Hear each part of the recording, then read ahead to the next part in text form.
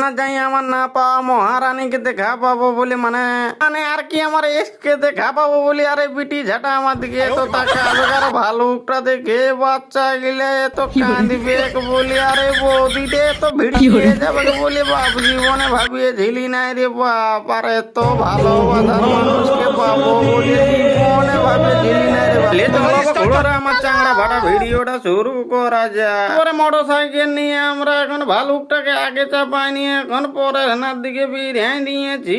ওরা তোমাদের কাছে আরেকটা রিকোয়েস্ট, আমার ভিডিও গুলো কোন ঘন্টায় ভালো হয় বা কোন ঘন্টায় খারাপ হয় একটু কমেন্ট করে হলো জানাবে। তারপর ফাইনালি আমরা এখন পরে হেনা চলে আসিয়েছি।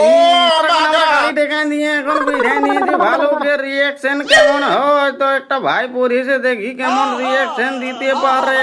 পরে আমরা ফাইনাল গাইজ পরে মন্দির উঠে গেছি। তারপর ভালোবাসার মানুষ ঘেরিয়ে নিচ্ছে সেলফি তোলার জন্য। তো এখন ছোটখাটো ক্রিয়েটার পরে উপর দিকে উঠে নিয়ে শুধু ছায়াই কাঁদাছে, সারা রিয়েকশন বেশি নিতেই পারছি না। আছে মুখ গোসা হয়ে চুম মারিয়ে দাঁড়াই দেখছি। তারপরে হঠাৎ আমার না পাওয়া মহারানীকে দেখা পাইয়েছি বহুদিন পর। যখন আমার মন থেকে উড়ে গেছে তাকে আর দেখতেও ইচ্ছা করে না।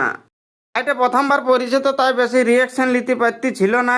ওরা ব্লগটা আজের মতন এখানে এন্ড করছি, কারণ বেশি রিয়াকশন নিতে পারতেছিল না। তাই আমি এখন পড়ছি। আর পার্ট 2 যদি দেখতে চাও তাহলে ফটাফট কমেন্ট করো।